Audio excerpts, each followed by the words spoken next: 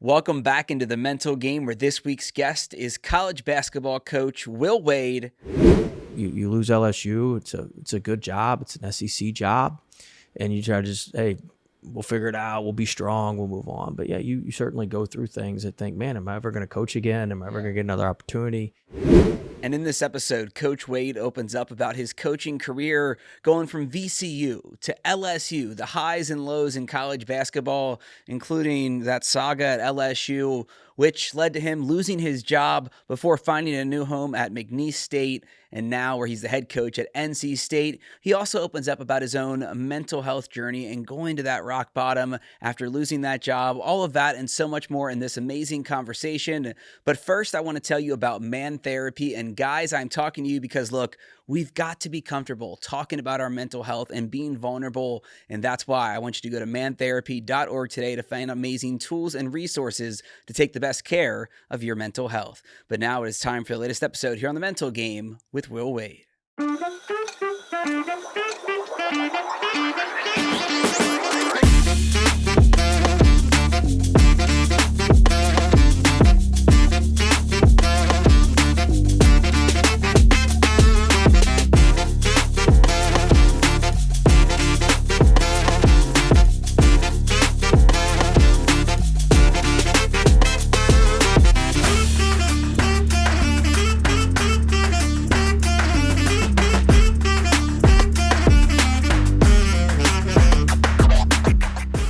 Welcome back into the mental game. As you can see, I'm sitting by a very special guest. I know him from his LSU days, from my young sports reporting days, but NC State men's head basketball coach, Will Wade. Coach Wade, thanks so much for coming on the mental game. Thanks for having me on. Yeah, you just ran in the door from NBA Summer League. You have practice that starts in an hour. I got a flight to catch, but I really appreciate you giving me some of your time. No, I apologize. It's been a little hectic. We had recruiting, then I went to Summer League. I'm back for about 12 hours, maybe a little bit longer, and I leave back out after practice today and tomorrow and go back for recruiting. So, hey, it's never changes. It's all about the players, having them in a good mental state. Yes. It's all about having good players. We'll get into the mental game and how that works here in college basketball. Like I mentioned, I was privileged to cover your first season at LSU and watched your journey, been a fan since. I want to go through your life story, basketball story, and everything in between. Obviously, you've had a lot of ups, a lot of downs throughout college basketball, and you've been really open. So one, thank you for that. But the first thing I start with everyone is just, what does mental health mean to you? And it's a unique question and answer because we all go through this mental health thing, but we have different journeys. But I'll start with that. What does it mean to you? It's a great question. I look at it through the lens of when I was going through a tough time. I think mental health is how you deal with difficult circumstances. Mm-hmm. Because everybody's pretty good when it's smooth sailing. It's who can navigate a choppy sea. And so to me, mental health is always being tougher than your circumstances. And it doesn't necessarily mean like just bowing up and just being tough and just bullying your way through, so to speak. But understanding, hey, this is a circumstance, and this is where we want to get to, and then creating a roadmap, to get there. And so one thing I've learned through all of my stuff that is really, really difficult in the moment is everybody gives you a bunch of platitudes and a bunch of, hey, it'll be all right, all this stuff. But the truest saying I've heard is time does heal all wounds. Mm-hmm. People move on. Yep. And you just have to, in the moment, it feels like everything's just caving in and it's never, but a month later, it's a little bit better. 6 months later, it's a little bit better. A year later, it's quite a bit better. 2 years later, it's way better. And 3 years later, everybody forgets about it and you forget about it, And so I think that there is a lot of truth in time. I was actually talking with another coach who had been through some stuff on the road, this past weekend. We were sitting on the wall and we were talking about it. And he got fired on for something, and I told him the same thing, and he said there's no doubt about that. And then he had an AAU coach who's a really good guy, and he's like, he pulled me aside right after my incident happened and pulled me aside and said, hey, look, you don't know this about me, but in my 20s I got into some bad stuff, and he said, look, it's going to be all right.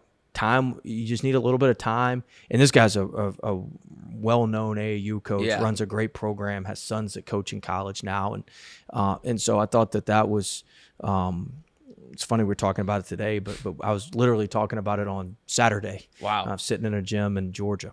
The timing of it, I look back at where I was at 3 years ago, being suicidal, not wanting to live anymore. I thought, like you said, it was never going to end when you're in those moments. The thing that's helped me the most, one, obviously asking for help, but the biggest thing for me is knowing that feelings are temporary. Yeah. I did not believe that. I thought that time, if I'm okay cussing around you, like I thought it was bullshit if you said time heals all wounds, I'm going to feel like this forever.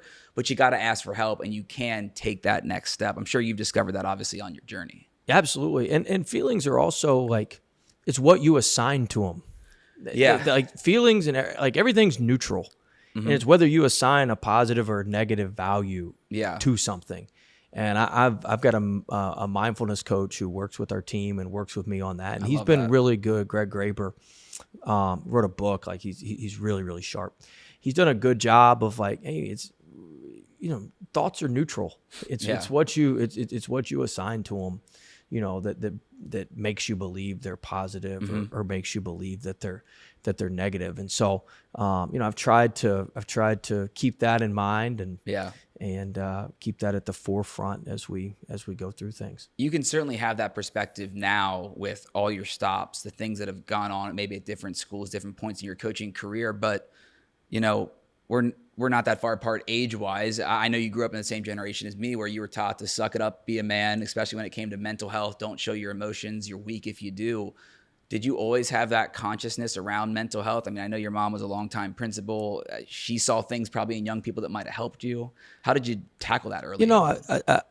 You grow with all that. And so, I didn't, when I got fired at LSU, I didn't want to show any weakness and, hey, look, I got fired, but let's move on. And I didn't show any weakness, and I wasn't real emotional about it. I'm not all that emotional, my wife would tell you. I'm not all that emotional anyway. But, I think when you go through things, it opens your eyes to stuff. I was very emotional about leaving McNeese. I mean, I've left 3 or 4 schools, mm-hmm. and I'm not saying I left them all the right way. I didn't leave VCU the right way, but when I left McNeese, I've cried 4 or 5 times in front of groups, in front of people, like.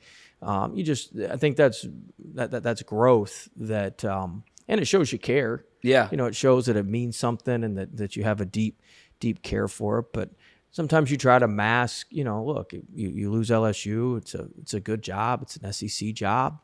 And you try to just, hey, we'll figure it out. We'll be strong. We'll move on. But yeah, you certainly go through things that think, man, am I ever going to coach again? Am I ever going to get another opportunity?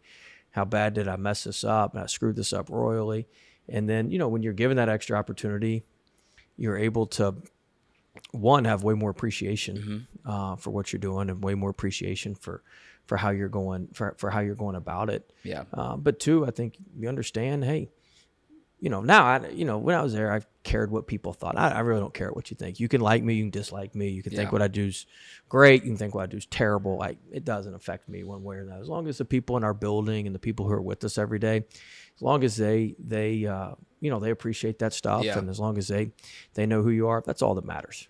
Well, as long as you know who you are too, and you take that pride, you love yourself, care about yourself. I want to go through your basketball backstory, but now you're just jumping to that, which I have to ask, just hearing kind of that answer on McNeese. And I know living in Louisiana for 3 years, covering LSU and the teams around, that state, they care about sports. They love their sports, maybe a little too much sometimes.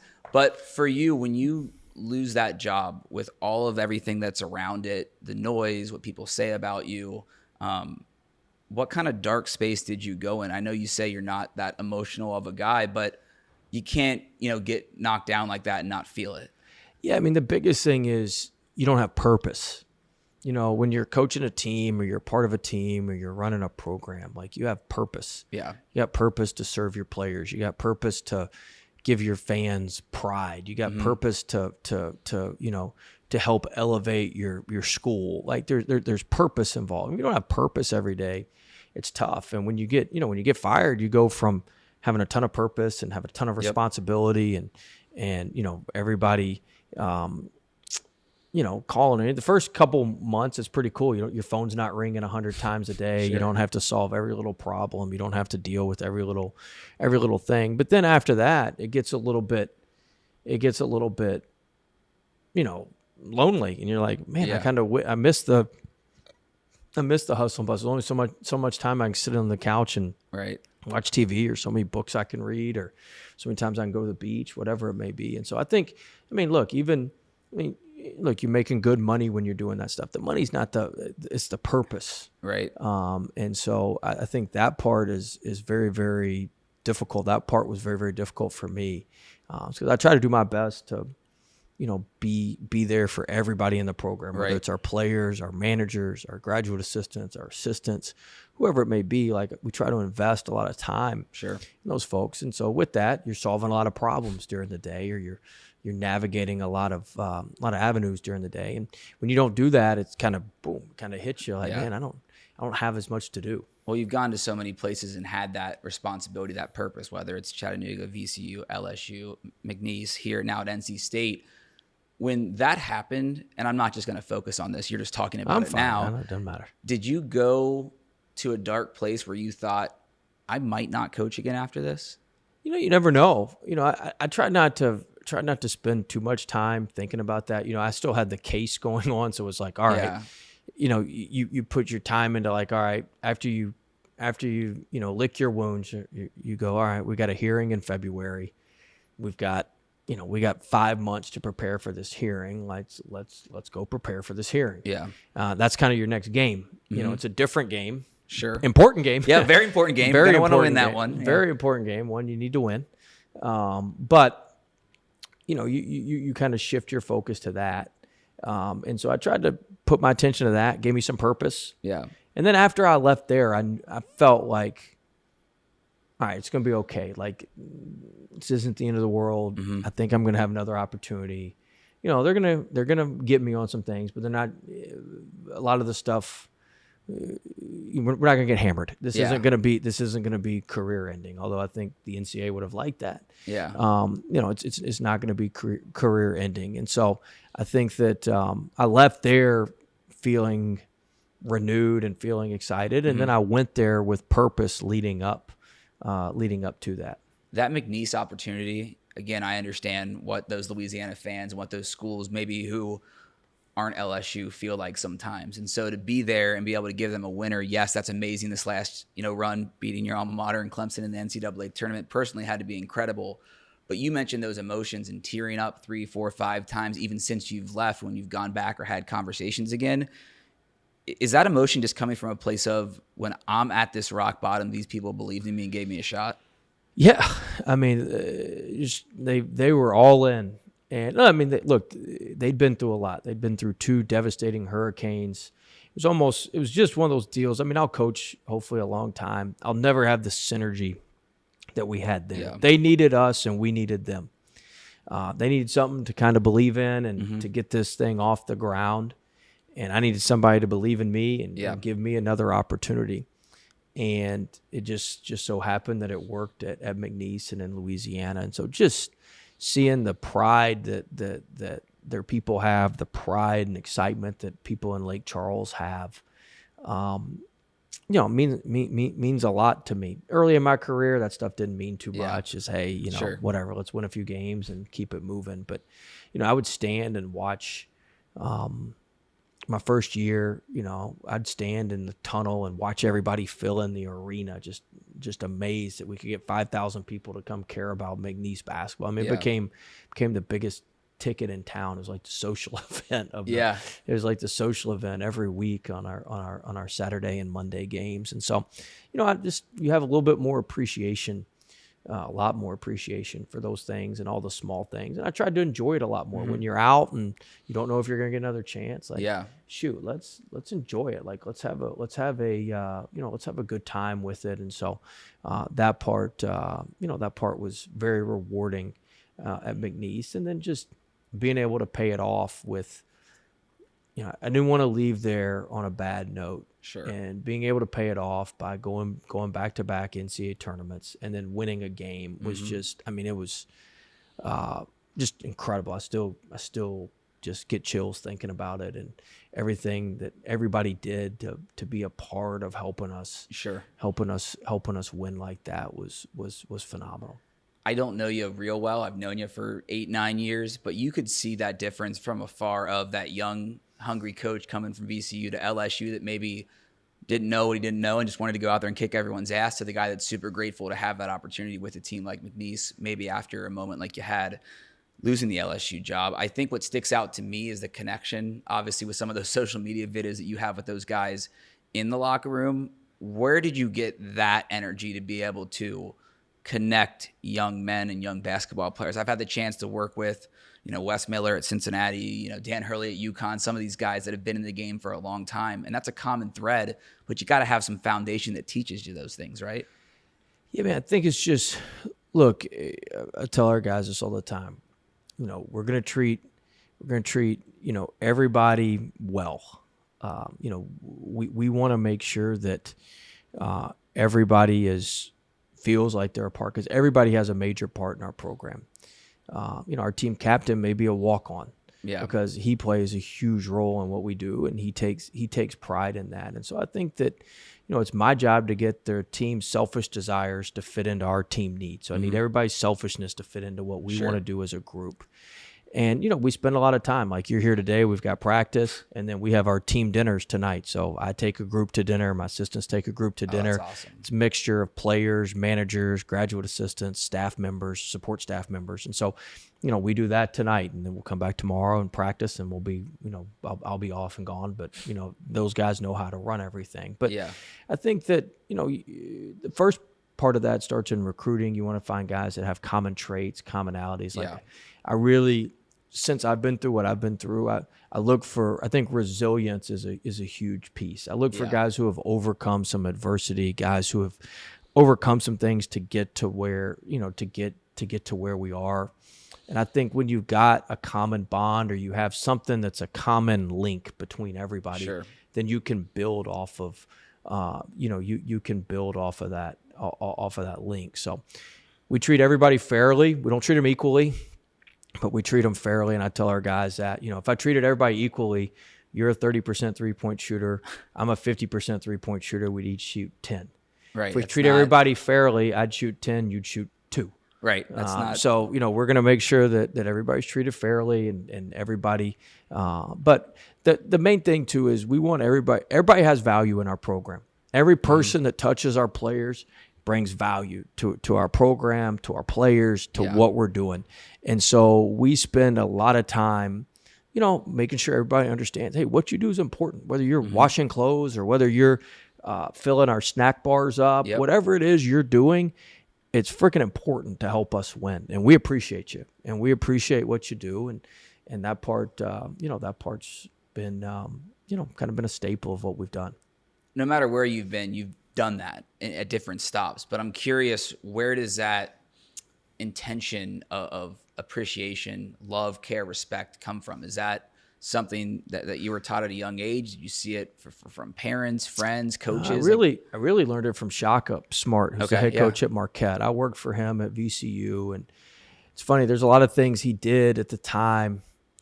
He would meditate with our players in the office, and I'd be like, Coach, I was like, let's just go forget this, screw this. We just got to get them tougher. We just got to what are we doing all this frou-frou stuff for? Now I got a breathing coach. I got the breathe bracelet on.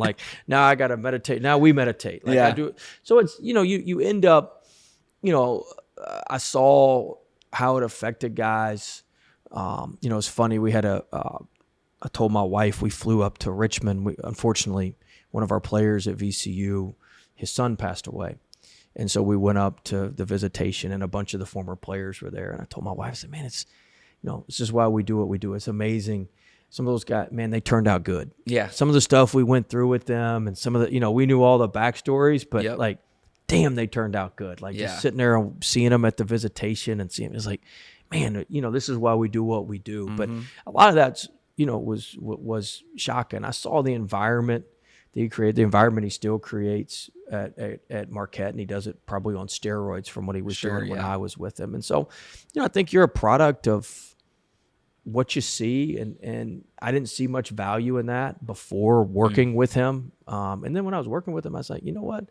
I didn't really see a ton of value in it. But then after I got my head job, I was like, man, I see why he did that. And you want to do things as a coach or as a person that give you energy. Yeah.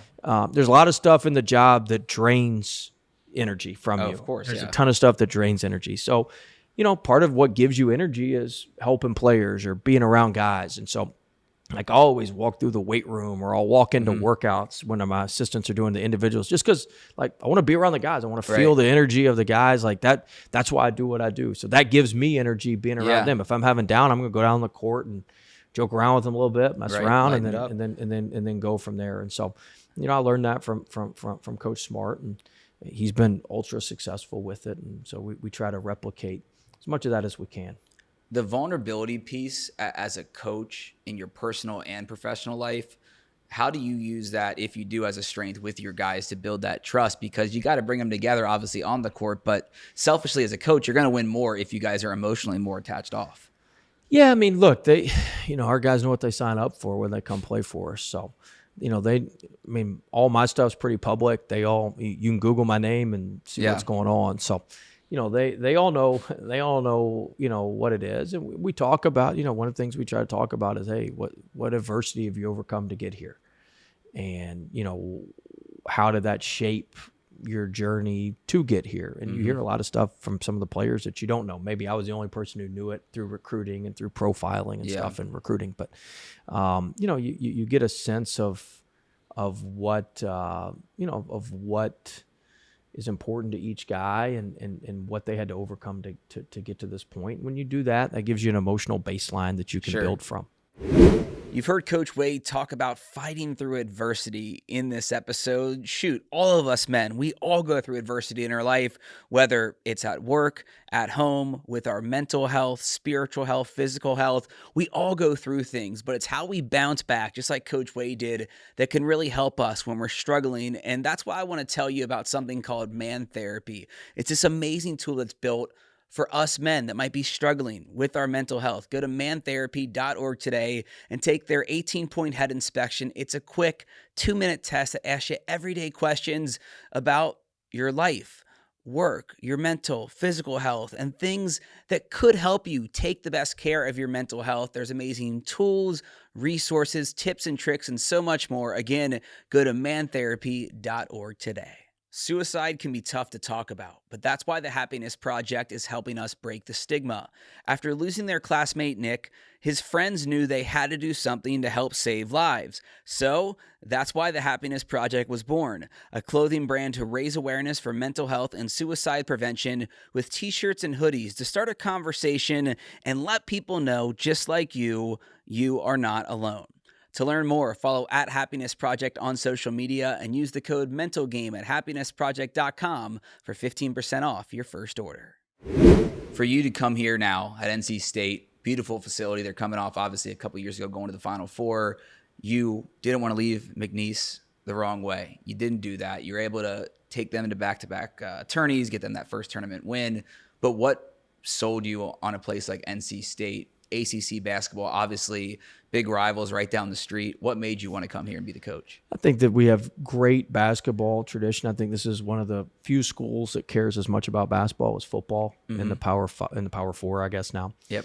And look, I mean, you never want to go where we haven't won before, and we've won here quite a bit. We just haven't won as consistent as we need to win. And so, it's our job to put some consistency on this and to win on a consistent basis. And I believe that we have everything that we need to do that. Now it's on my staff and I to make it happen. And we're not hiding from that. We're going to use the same building blocks that we've used to build other programs and that we've used to move other programs forward. And I think it's a tried and true method and it's going to work. And so we're excited to see how it works here.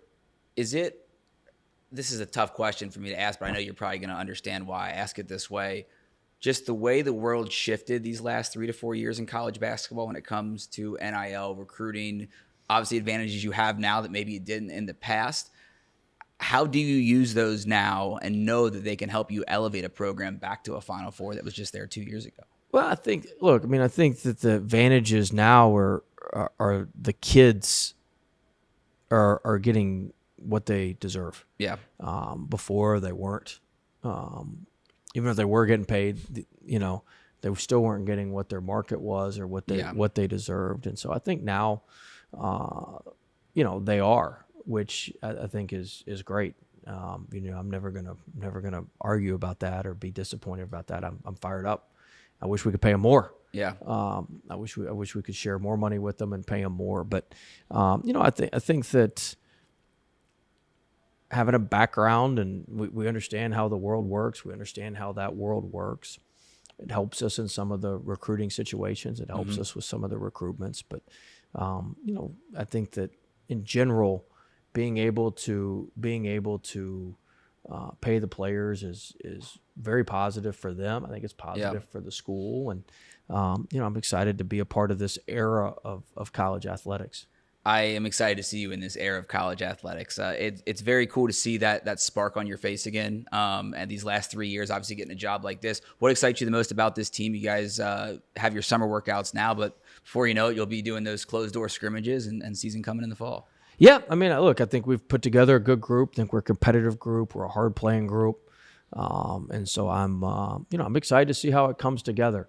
It's a new league, new frontier, new times, and so it should be really, really exciting. And I'm fired up for the journey. I take a lot more joy in the journey than I did before. I just wanted to, now I like climbing the mountain. Before I just wanted to be dropped off on a helicopter at the top of the mountain. Like let's just parachute out of the helicopter and get to the top. Like now I enjoy climbing, going back a few steps, climbing. So that's the exciting part. And I think we've made a little bit of progress this summer, and we got a lot more progress to make as we move forward. Talking about not just getting dropped off there, enjoying that journey, how do you balance yourself now, getting back a little bit to the mental health stuff, where if you have like today is probably a 20-hour day from you coming to Vegas, doing this interview, practice, team dinner tonight.